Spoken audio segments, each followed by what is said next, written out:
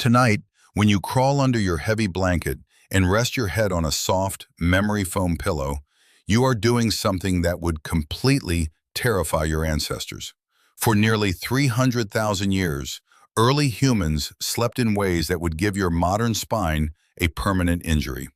They didn't have mattress stores, white noise machines, or climate-controlled bedrooms.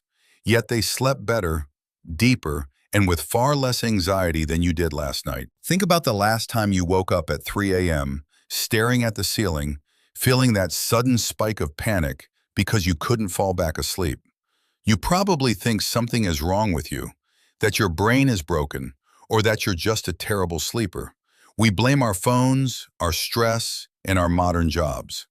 But what if the way you're trying to sleep is actually completely unnatural? For thousands of generations, surviving the night wasn't about comfort. It was a high-stakes psychological game played in pitch-black darkness, surrounded by things that wanted to eat you. And the way our ancestors won that game has left a permanent scar on the way your brain functions every single time the sun goes down. Imagine lying down on the bare, cold earth. No walls, no doors, just a fragile fire fading into ash. Every snap of a twig in the distance could mean the end of your life. In that environment, falling into a deep, 8-hour comatose sleep wasn't a luxury, it was a death sentence. If everyone in the tribe knocked out at the same time for 8 straight hours, the entire group would be wiped out by a single predator before midnight. So how did they do it? How did humanity survive 300,000 years of defenseless nights without being eaten alive in their sleep? The answer lies in a strange, hidden biological rhythm that your body still remembers, even if you've completely forgotten it. The secret to ancient sleep wasn't a single, long block of rest. It was divided. Anthropologist A. Roger Ekirch published a groundbreaking study in 2001 after analyzing centuries of historical documents, court records, and ancient texts. He discovered that for most of human history, people didn't sleep all at once. Instead, they practiced what is called segmented sleep, or biphasic sleep. They would go to bed shortly after dusk, sleep for about 4 hours, and then naturally wake up around midnight. This wasn't insomnia. This midnight waking period lasted for an hour or two. During this time, ancient humans would stoke the fire, talk quietly, pray, or check on the perimeter. It was a time of deep, peaceful alertness. After this, they would fall into a second sleep for another 4 hours until sunrise. But what about the physical bed itself? In 2011, a team of archaeologists led by Lynn Wadley discovered the oldest known human bedding in Sibutu Cave, South Africa, dating back 77,000 years. It wasn't soft or fluffy. It was a tightly packed, 2-centimeter thick layer of compacted river stems in sedges. But here is the brilliant part. They layered it with leaves from the Cryptocarya woodii tree. A botanical analysis proved these leaves contain natural chemical compounds that repel mosquitoes and insects. Ancient humans didn't build beds for comfort. They built them for chemical warfare against parasites. Furthermore, they slept in tight, communal circles. A 2017 study by researchers at the University of Toronto looked at modern hunter-gatherer tribes, like the Hadza of Tanzania, who still live much like our ancestors did. The researchers discovered something remarkable called the Sentinel hypothesis. Out of over 200 hours of sleep tracking, there were only a total of 18 minutes where every single adult in the tribe was asleep at the exact same time. At any given moment, someone was naturally awake due to varying age-related sleep patterns. The grandpas and grandmas slept early and woke up early, while the teenagers stayed up late. Your ancestors survived because their sleep schedules were deliberately mismatched. But here is the twist that changes everything you think you know about your own body.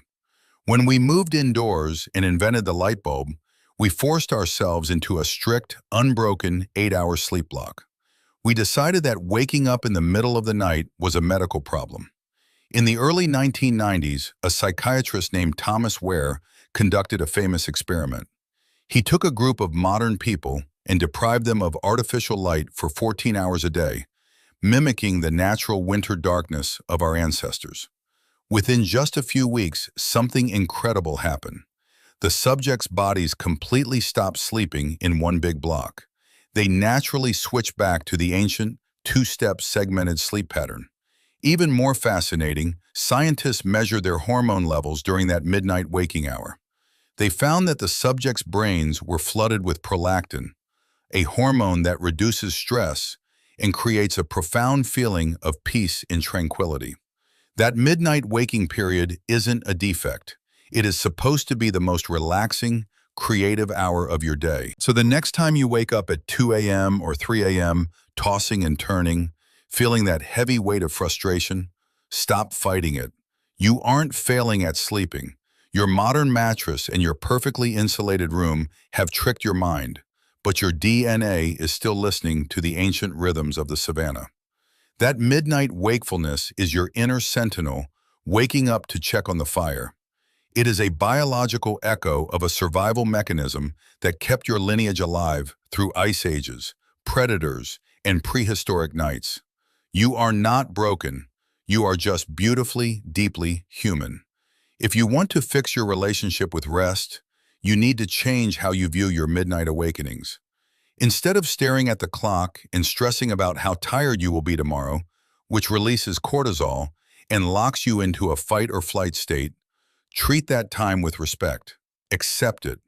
Get out of bed, keep the lights very dim, read a physical book, or just sit quietly with your thoughts for 20 minutes. Don't look at your phone.